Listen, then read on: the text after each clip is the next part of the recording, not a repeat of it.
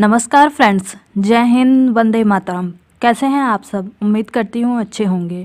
स्वागत है आपका आपके प्यारे चैनल ब्लैक बोर्ड पर। चलिए स्टार्ट करते हैं आज के वीडियो को। आज का हमारा वीडियो है हिंदी साहित्य के बारे में, जिसमें हम जानेंगे प्रमुख रचनाओं को। आज की यह वीडियो प्रमुख रचनाओं पर आधारित हिंदी साहित्य को पूरा कवर करेगी, मात्र 15 मिनट में। और उम्मीद है कि हिंदी साहित्य से एग्ज़ाम में जितने भी क्वेश्चन बनेंगे वो इस वीडियो से आपको देखने को मिलेंगे। फ्रेंड्स, वीडियो को बिना स्किप किए अंत तक देखिएगा। तो चलिए स्टार्ट करते हैं वीडियो को। पहले कवि हैं जयशंकर प्रसाद। जयशंकर प्रसाद की रचनाएं हैं आंसू, झरना, कामायनी, अजातशत्रु। फ्रेंड्स, ये जो कामायनी और अजातशत्रु हैं ये बहुत ही इम्पॉर्टेंट हैं। ये एग्ज़ाम में बार बार रिपीट होती रहती हैं। फ्रेंड्स, जहाँ पर मैं इम्पॉर्टेंट लगाऊँ उसे आप ज़रूर ध्यान रखिएगा, क्योंकि ये एग्ज़ाम में कभी ना कभी आती ही रहती हैं। और इन्हें छायावाद का जनक भी कहा जाता है। यह भी ध्यान रखिएगा, कभी कभी एग्ज़ाम में साहित्य जहाँ पूछा जाता है यह भी क्वेश्चन पूछ लिया जाएगा कि छायावाद का जनक किसे कहा जाता है। तो छायावाद का जनक जयशंकर प्रसाद को कहा जाता है। इसे याद रखने की एक ट्रिक है, शंकर की छाया। क्या ट्रिक है? शंकर की छाया। कभी कभी कन्फ्यूज़न हो जाता है एग्ज़ाम में, इसलिए इसे ध्यान रखिएगा। ट्रिक है शंकर की छाया। तो शंकर से हो गया जयशंकर प्रसाद और छाया से हो गया छायावाद के ये जनक है। तो छायावाद के जनक कौन है? जयशंकर प्रसाद। ट्रिक है शंकर की छाया। जयशंकर प्रसाद बहुत बड़ा नाम है, तो इनकी और कुछ इम्पोर्टेंट रचनाएं हैं। चलिए इसे भी जानते हैं। स्कंदगुप्त, चंद्रगुप्त, चित्राधार, तितली और कंकाल।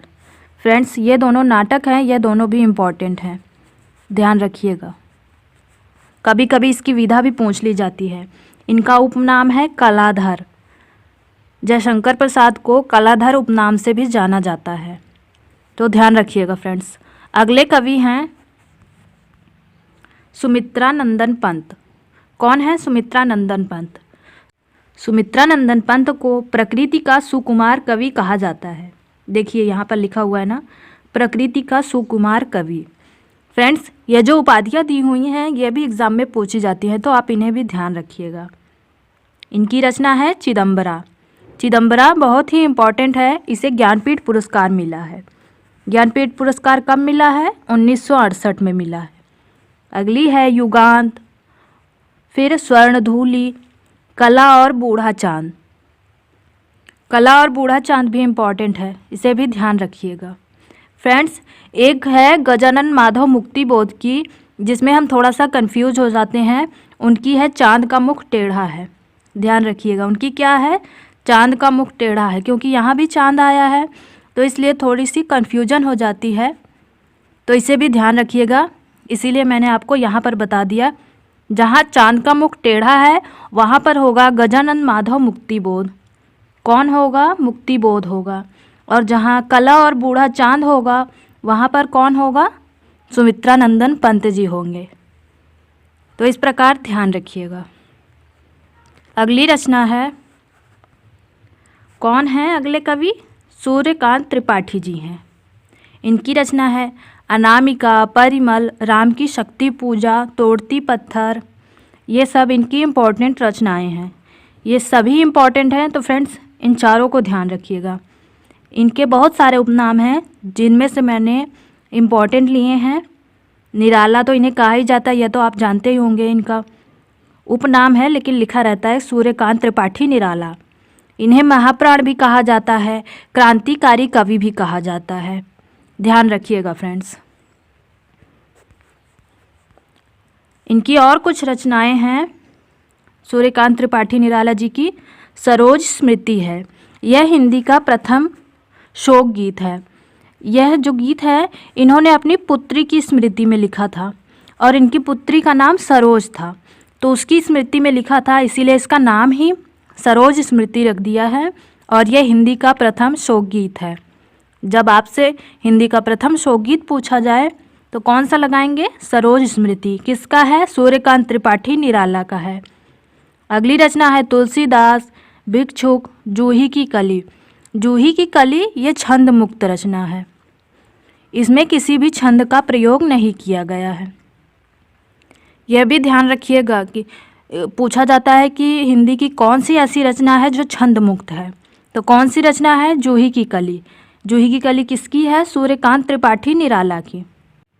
फ्रेंड्स, जितनी भी मैं रचनाएं बताऊंगी इससे बाहर कुछ नहीं आएगा, बस आपको इसका रिवीजन करना है।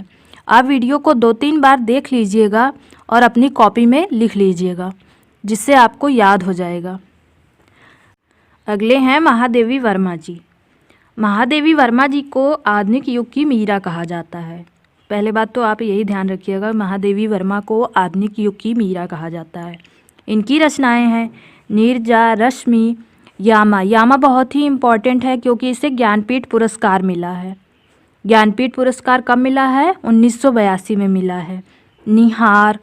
फ्रेंड्स, 4 ऐसे इम्पॉर्टेंट ज्ञानपीठ पुरस्कार हैं जो मिले हैं, तो मैंने चारों यहाँ पर लिखे हैं। आप इन्हें अलग से लिख लीजिएगा और ध्यान रखिएगा, यह पूछे जाते रहते हैं। कभी पूछे जाएगी रचना किसकी है, कौन सी रचना को मिला है, कब मिला है, यह सब पूछा जाता रहता है। तो यामा ज़रूर ध्यान रखिएगा। यामा किसकी है? महादेवी वर्मा की है। इनकी और कुछ रचनाएं हैं सांध्य गीत, दीप शिखा, अतीत के चलचित्र, स्मृति की रेखाएं, एक है मेरा परिवार। यह भी पूछी जाती है, मेरा परिवार। तो रचनाएं तो बहुत सारी हैं, लेकिन जो इम्पोर्टेंट है मैंने उन्हें ही कवर किया है, तो आप लोग ध्यान रखिएगा। अगले कवि हैं भारतेंदु हरिश्चंद्र। कौन है भारतेंदु हरिश्चंद्र?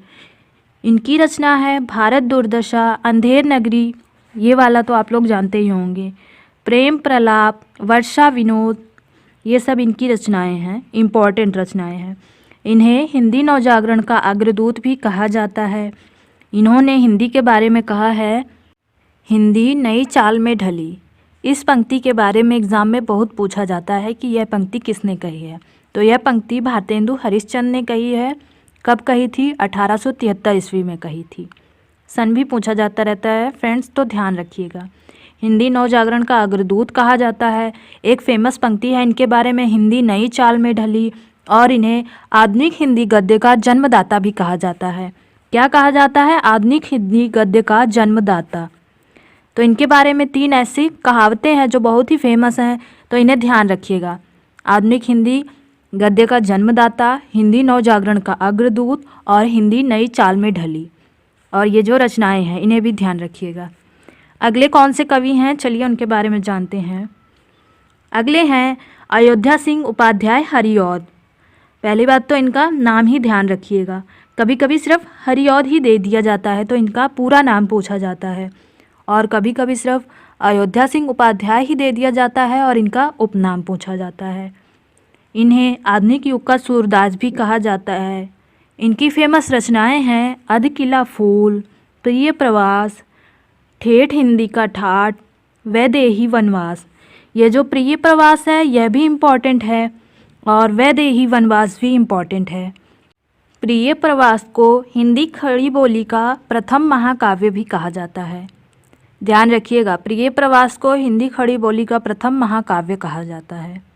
प्रिय प्रवास किसकी रचना है? अयोध्या सिंह उपाध्याय हरिऔध जी की रचना है। ध्यान रखिएगा फ्रेंड्स। अगले कवि हैं धर्मवीर भारती। इनकी प्रमुख रचनाएं हैं सूरज का 7वां घोड़ा, अंधा युग, गुनाहों का देवता, ठेले पर हिमालय। फ्रेंड्स, इनकी ये चारों रचनाएं बहुत ही इम्पॉर्टेंट हैं। अगर धर्मवीर भारती जी से क्वेश्चन आएगा तो इन्हीं चारों रचनाओं में से आएगा। ध्यान रखिएगा, सूरज का 7वां घोड़ा, अंधा युग, गुनाहों का देवता, ठेले पर हिमालय। अगले कवि कौन हैं? हरिवंश राय बच्चन जी। इन्हें हालावादी कवि भी कहा जाता है, या हालावाद का जनक पूछा जाए तो भी हरिवंश राय बच्चन जी ही सही आंसर होगा। इनकी प्रमुख रचनाएं हैं मधुशाला, मधु कलश, क्या भूलूं क्या याद करूं, निशा निमंत्रण। इनकी ये चारों फेमस हैं तो इन्हें ध्यान रखिएगा, एग्ज़ाम में यही रचनाएं पूछी जाती हैं बदल बदल कर। अगले कवि हैं सुभद्रा कुमारी चौहान जी। कौन है सुभद्रा कुमारी चौहान? इनकी रचनाएं हैं झांसी की रानी, बिखरे मोती, त्रिधारा, मुकुल। ये 4 इनकी फेमस रचनाएं हैं जिसमें झांसी की रानी सबसे इम्पॉर्टेंट है। आपने वह पंक्ति तो सुनी ही होगी, बुंदेलों हर बोलों के मुँह से हमने सुनी कहानी है, खूब लड़ी मर्दानी वह तो झांसी वाली रानी है। यह पंक्ति आपने सुनी ही होगी। जहाँ पर भी झांसी की रानी का जिक्र आता है वहाँ पर सुभद्रा कुमारी चौहान ही सही आंसर होता है। तो इस प्रकार इनकी रचनाएं ध्यान रखिएगा। अगले कवि हैं रामधारी सिंह दिनकर जी। रामधारी सिंह दिनकर जी के बारे में इन्हें द्वितीय राष्ट्रीय कवि भी कहा जाता है। इनकी प्रमुख रचनाएं हैं उर्वशी। उर्वशी को ज्ञानपीठ पुरस्कार कब मिला था? 1972 में। अगली है हुंकार। संस्कृति के 4 अध्याय। परशुराम की प्रतीक्षा। संस्कृति के 4 अध्याय को साहित्य अकादमी पुरस्कार मिला है। कौन सा मिला है? साहित्य अकादमी पुरस्कार। और उर्वशी को ज्ञानपीठ पुरस्कार मिला है। तो इसमें से तीनों रचनाएं बहुत इम्पॉर्टेंट है। उर्वशी है, ये वाली है संस्कृति के 4 अध्याय, और परशुराम की प्रतीक्षा ये है। और इन्हें राष्ट्रीय कवि भी कहा जाता है, यह भी ध्यान रखिएगा, द्वितीय राष्ट्रीय कवि। इनकी और कुछ फेमस रचनाएं हैं, क्योंकि रामधारी सिंह दिनकर जी एक बड़ा नाम है, तो इनकी और रचनाएं हैं रेती के फूल, रश्मि रथी, कुरुक्षेत्र और रेणुका। इसमें रश्मि रथी और रेती के फूल ये दोनों मोस्ट इम्पॉर्टेंट हैं, तो इन्हें ध्यान रखिएगा। अगले कवि हैं, कौन है? मैथिली शरण गुप्त जी हैं। इन्हें राष्ट्र कवि कहा जाता है। अभी रामधारी सिंह दिनकर जी के बारे में क्या था? उन्हें द्वितीय राष्ट्रीय कवि कहा जाता है और इन्हें राष्ट्र कवि कहा जाता है। यानी पहले इन्हें राष्ट्र कवि कहा गया था और बाद में रामधारी सिंह दिनकर जी को इन्हें राष्ट्र कवि की उपाधि दी थी महात्मा गांधी जी ने। किसने दी थी? महात्मा गांधी जी ने। ध्यान रखिएगा फ्रेंड्स, यह भी पूछा जाता है कि इन्हें राष्ट्र कवि की उपाधि किसने दी थी? महात्मा गांधी जी ने दी थी। इनकी रचना है साकेत, यशोधरा, रंग में भंग, भारत भारती। इसमें से यह साकेत वाली मोस्ट इम्पॉर्टेंट है और भारत भारती मोस्ट इम्पॉर्टेंट है। तो इस प्रकार आप ध्यान रख सकते हैं। अगले कवि हैं मलिक मोहम्मद जायसी। मलिक मोहम्मद जायसी भक्ति काल के कवि हैं। अभी तक जो मैंने आपको कवि बताए वह सब आधुनिक काल से संबंधित थे। मलिक मोहम्मद जायसी भक्ति काल से संबंधित हैं। यह भक्ति काल के निर्गुण शाखा के प्रेमाश्रयी कवि हैं। इनकी प्रमुख रचनाएं हैं पद्मावत, आखिरी कलाम और अखरावट। पद्मावत के बारे में तो आपको पता ही होगा, ये मोस्ट इम्पॉर्टेंट है और इतना उम्मीद कर सकती हूँ कि ये आपको याद भी होगा। अगले कवि हैं मुंशी प्रेमचंद। ये भी आधुनिक काल के कवि हैं। इनकी प्रमुख रचनाएं हैं गोदान, गबन, निर्मला, नमक का दारोगा। मुंशी प्रेमचंद एक बड़ा नाम है, तो इनकी जितनी भी रचनाएं आप याद करें समझिए वे कम ही होंगी, क्योंकि एग्ज़ाम में क्या पूछ लिया जाए कुछ पता नहीं रहता। फिर भी मैंने फेमस ली है जो एग्ज़ाम में ज़्यादातर पूछी जाती रहती हैं, तो आप इन्हें ज़रूर ध्यान रखिएगा।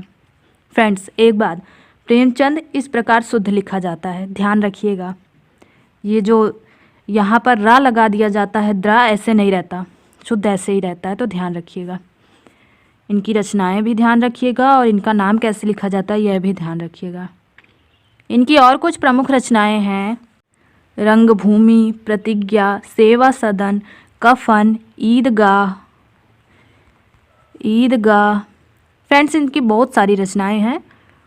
प्रेमा, एक है प्रेमा, कौन सी है प्रेमा, एक है वरदान, और एक इनकी रचना है मंगलसूत्र। यह अधूरी रचना है। फ्रेंड्स ध्यान रखिएगा, मंगलसूत्र जो है यह अधूरी रचना है। एग्जाम में यह भी क्वेश्चन पूछा जाता है कि मुंशी प्रेमचंद जी की कौन सी ऐसी रचना है जो अधूरी है, तो कौन सी रचना है? मंगलसूत्र। ध्यान रखिएगा फ्रेंड्स। अगले कवि हैं सूरदास जी। सूरदास जी की रचनाएं हैं सूरसागर, साहित्य लहरी, सूरसारावली। इनकी यह फेमस रचनाएं हैं। इनकी उपाधि है वात्सल्य रस का सम्राट इन्हें कहा जाता है, पुष्टि मार्ग का जहाज कहा जाता है, और यह अष्टछाप के कवि हैं। यह भी पूछा जाता है, यह अष्टछाप के कवि हैं। अष्टछाप में 8 कवियों का वर्णन है, जिनमें से सूरदास जी सबसे प्रमुख कवि हैं, तो इसलिए पूछे जाते हैं। अगली रचना है तुलसीदास जी के बारे में। तुलसीदास जी की प्रमुख रचनाएं हैं विनय पत्रिका, कृष्ण गीतावली, पार्वती मंगल और रामलला नैछू। फ्रेंड्स, इनकी रचनाएं तो बहुत हैं, लेकिन मैंने वही इम्पॉर्टेंट ली हैं जो एग्ज़ाम में पूछी जाती रहती हैं। तो ये चारों इम्पॉर्टेंट हैं। रामचरितमानस के बारे में तो आपको पता ही है, इसलिए मैंने उसे लिखा नहीं है। कृष्ण गीतावली की रचना इन्होंने सूरदास जी के कहने पर की थी। इसके कहने पर की थी, सूरदास जी के कहने पर की थी। इसे भी ध्यान रखिएगा फ्रेंड्स, यह भी पॉइंट एग्ज़ाम में पूछा जाता है। अगले कवि हैं महाकवि कालिदास। वैसे तो यह संस्कृत के कवि हैं, लेकिन यह जीके में भी पूछा जाता है और कभी कभी हिंदी में भी दे दिया जाता है, तो इन्हें भी पढ़ लेते हैं। इनकी फेमस 7 ही रचनाएं हैं, तो 7 को याद कर लीजिए।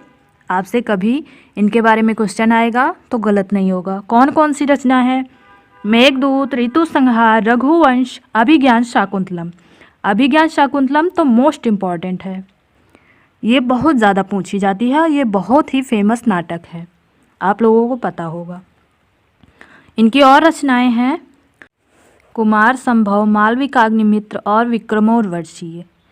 इनकी यह फेमस रचनाएं हैं। फेमस क्या है, इनकी सिर्फ इतनी ही रचना है, तो इन सभी को ध्यान रखिएगा। फ्रेंड्स, उम्मीद करती हूँ आपको वीडियो पसंद आया होगा। वीडियो के बारे में कमेंट सेक्शन में अपने थॉट ज़रूर शेयर कीजिएगा। वीडियो को अपने दोस्तों के साथ भी शेयर कीजिए, चैनल को सब्सक्राइब कीजिए और वीडियो को लाइक कीजिए। Thank you friends.